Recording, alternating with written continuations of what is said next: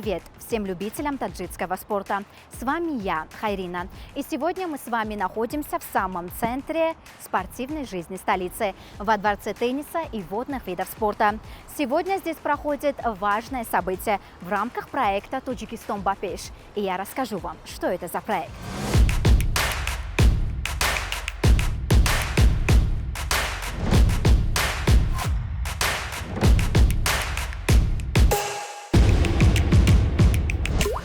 Таджикистан Бапеш – это не просто инициатива, это настоящая платформа поддержки для наших талантливых спортсменов. Компания «Формула-55» оказывает финансовую помощь тем, кто представляет Таджикистан на мировой арене, настоящим героям спорта.